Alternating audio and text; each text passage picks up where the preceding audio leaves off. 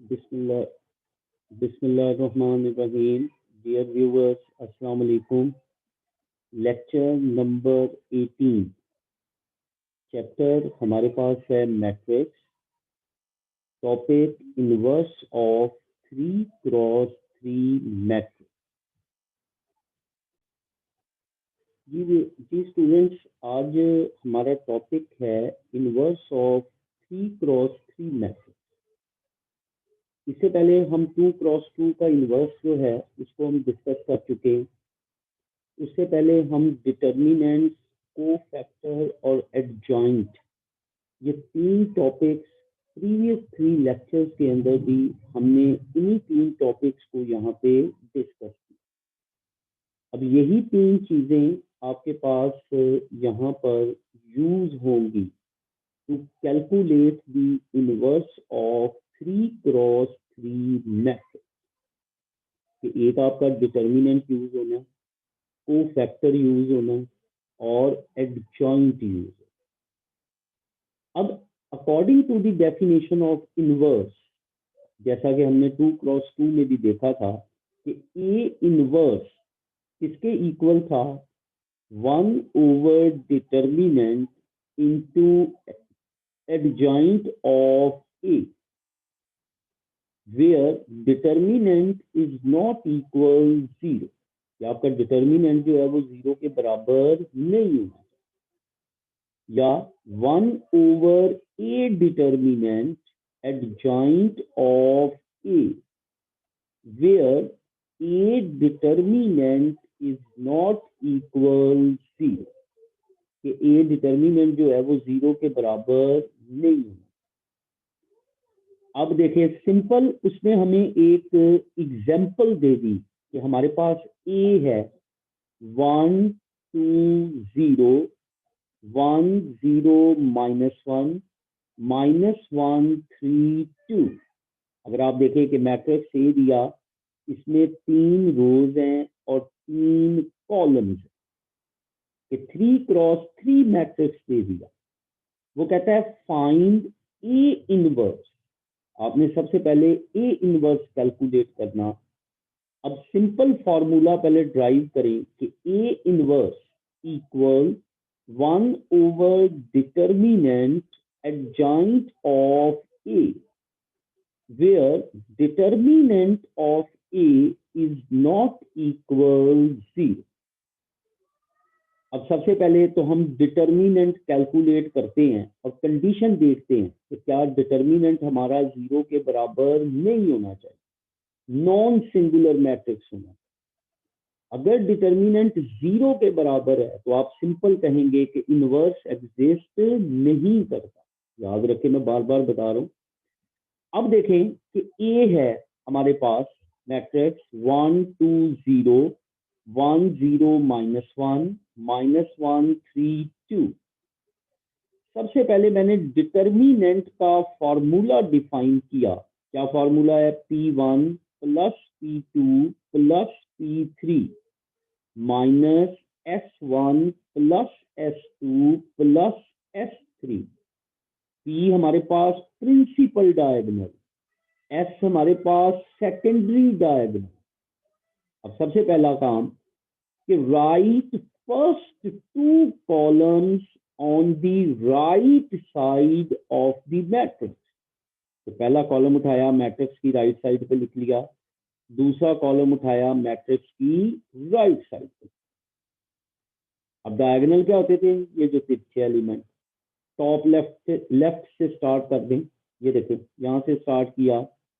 Product of these elements P1, product of these elements P2, product of these elements P3.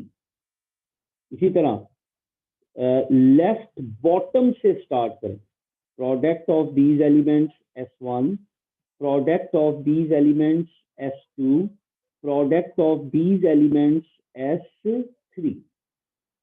अब देखिए P1 लेते हैं, 1 multiplied by 0 multiplied by 2 0, 2 multiplied by -1 -2 multiplied by -1 plus 2, 0 multiplied by 1 multiplied by 3 0.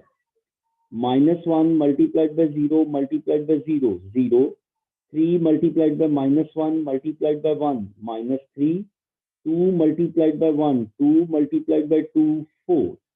तो ये देखो P1, P2, P3, S1, S2, S3, इन elements को multiply करोगे P1 आएगा, इनको मल्टीप्लाई करोगे P2, इनको मल्टीप्लाई करें P3, इन एलिमेंट्स को मल्टीप्लाई किया S1, इनको मल्टीप्लाई किया S2, इनको मल्टीप्लाई किया S3। अब इनको सॉल्व कर लेता हूं, सिंपल। तो 0 + 2 + 0, 2 आ गया, -0 - 3 + 4, 1 आ गया। तो 2 - 1 किसके इक्वल आया? 1 के equal, which is not equal 0। तो ये 0 के बराबर नहीं। अब देखें, अब हमने लेना कोफैक्टर मैट्रिक्स, क्योंकि एक तो हमें डिटर्मिनेंट चाहिए, डिटर्मिनेंट हमने कैलकुलेट कर लिया। एक हमें एडजॉइंट चाहिए, एडजॉइंट ऑफ ए, ये देखिए ऊपर फॉर्मूले में लिखा हुआ है एडजॉइंट ऑफ ए, और एडजॉइंट ऑफ ए किसके इक्वल होता है? Cofactor of A transpose. तो पहले आप कोफैक्टर मैट्रिक्स लोगे, उस कोफैक्टर मैट्रिक्स का आप ट्रांसपोज लोगे, तो वो आपके पास क्या कहलाएगा? एडजॉइंट कहलाएगा। अब सबसे पहले मैंने कोफैक्टर ऑफ ए लेना, तो ए सी, इसका मतलब पहले मैंने डिफाइन किया C11, C12, C13, C21, C22, C23, C31, C32, C33, ये कोफैक्टर एलिमेंट्स डिफाइन कर लिए, जिसको मैंने डिनोट कर दिया C के साथ। 1 1 का मतलब पहली रो पहला कॉलम, पहली रो दूसरा कॉलम, पहली रो तीसरा कॉलम, ये ऑर्डर ऑफ एलिमेंट है। ये क्या है? Order of element. अब मैंने यही लिखे सारे, C11, C12, C13, C21, C22, C23, C31, C32 and C33। अब सबसे पहले इनको साइन दे लो।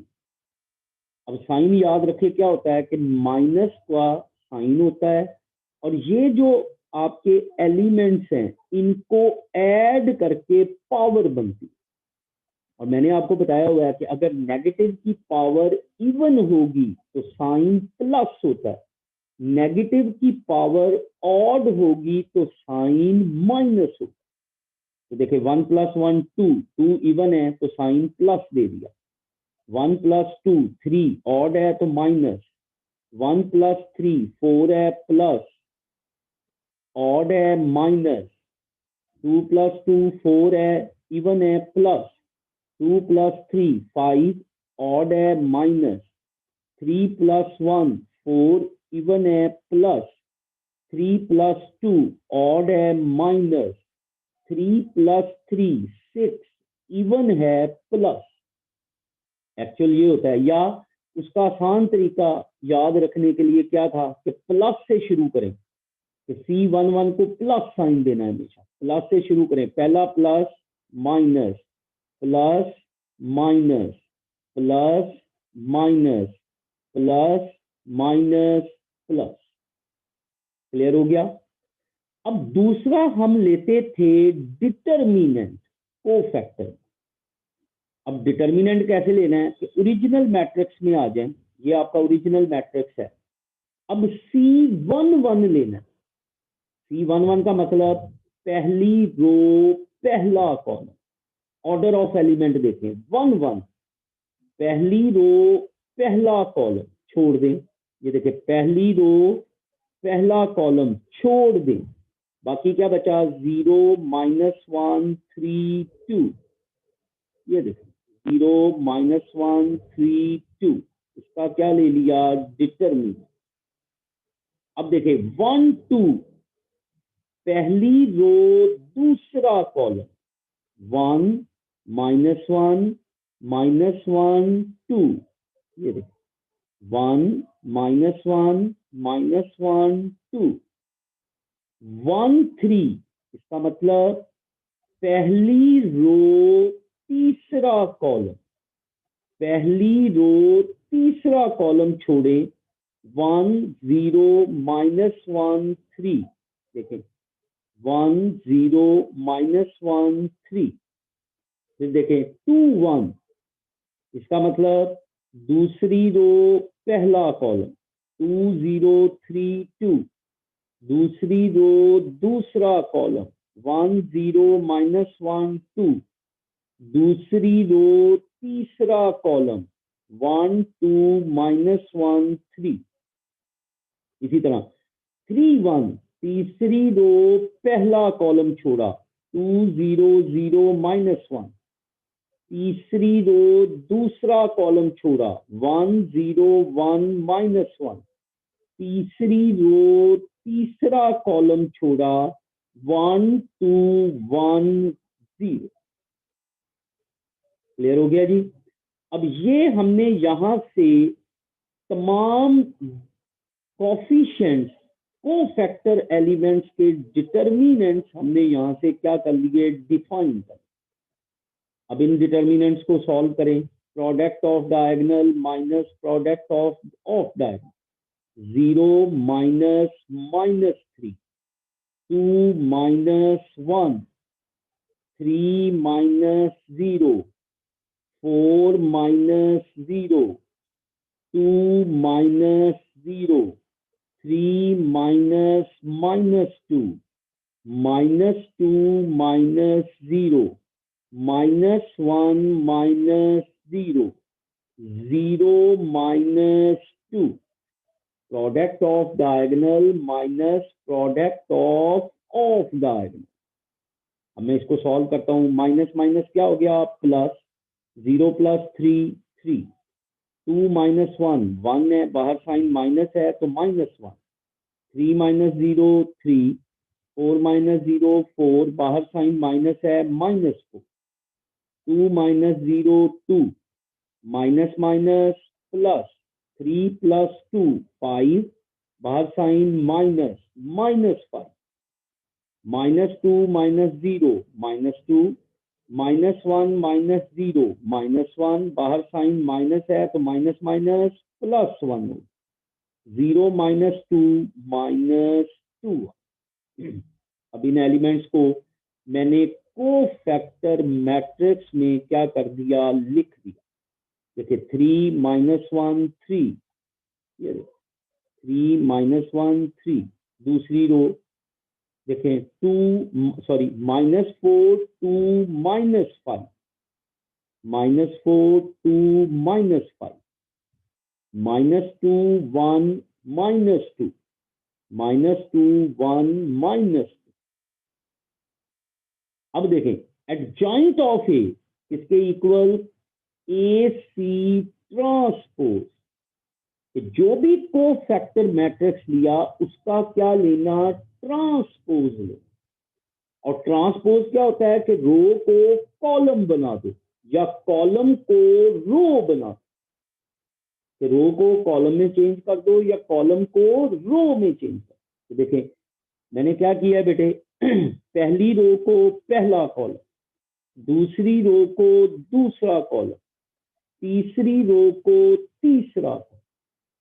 तो याद रखें एडजॉइंट हमेशा किसके इक्वल होता है, कोफैक्टर ऑफ ए ट्रांसपोज।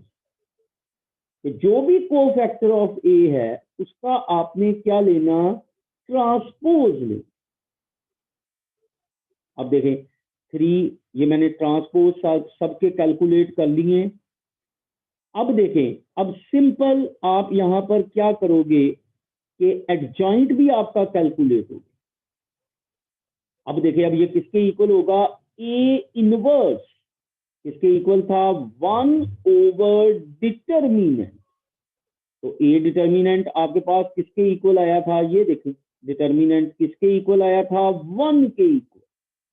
तो देखिए 1/1 into adjoint of A, 3 minus 4 minus 2 minus 1 2 1 3 minus 5 minus 2। तो 1/1 आपके पास 1 आया, तो जब 1 इस मैट्रिक्स से मल्टीप्लाई होगा तो यही मैट्रिक्स आएगा, और ये मैट्रिक्स आपका क्या कहलाएगा? A inverse. यही मैट्रिक्स आपका क्या कहलाएगा? A inverse.